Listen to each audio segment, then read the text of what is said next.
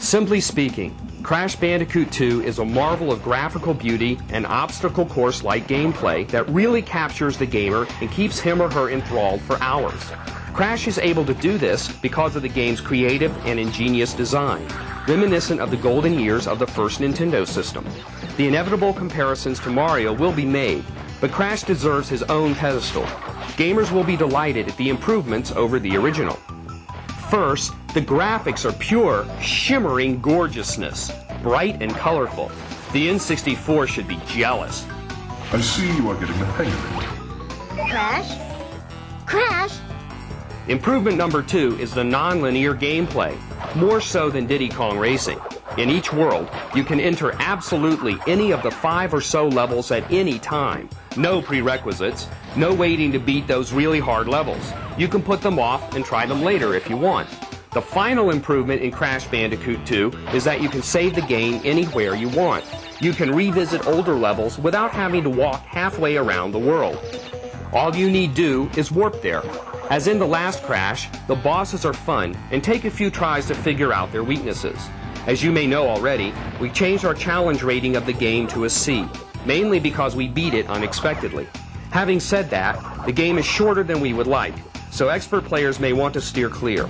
After you beat the game, you can search for all the game's hidden gems and get a slightly better ending, but it's not worth the trouble.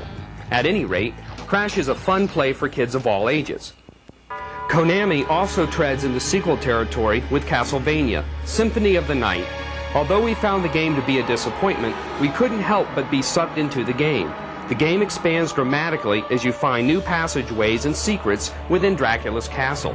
We think the game is fun, but again, way overhyped. This is a traditional 2D platform experience with no in-game cinemas or anything to set it apart from previous Dracula outings.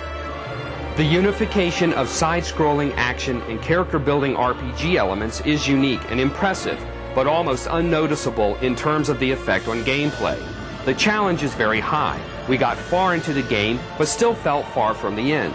The different areas of Dracula's castle are well designed, and in many cases, a sight to see. The artistry and detail is readily apparent, particularly in the backgrounds. The setting is very convincing, as everything looks Romanesque or Gothic. Besides the overdone side-scrolling nature of the game, we also have a minor complaint about one aspect of the game's control. You can't jump in the middle of a swing. Think about that for a moment. If you're standing still and you swing your whip, you can't jump until the whip has come all the way back to you. Now that's ridiculous, folks. Ridiculous and frustrating. I mean, really, that is one annoying flaw. So much for realism. The Castlevania series often sports slightly stiff control, and this game is no exception. However, we should say that the control only feels stiff in that instance. Otherwise, Castlevania Symphony of the Night is a pretty decent game. You won't not like it, but it won't make you sing out loud either. Then again, no game does that. The bottom line is, unlike Crash Bandicoot 2, Castlevania does not take old-school gameplay and put it in a flattering 3D format. Instead, Castlevania just creates more of the same, but enjoyable more of the same. Now for an even more controversial review. No.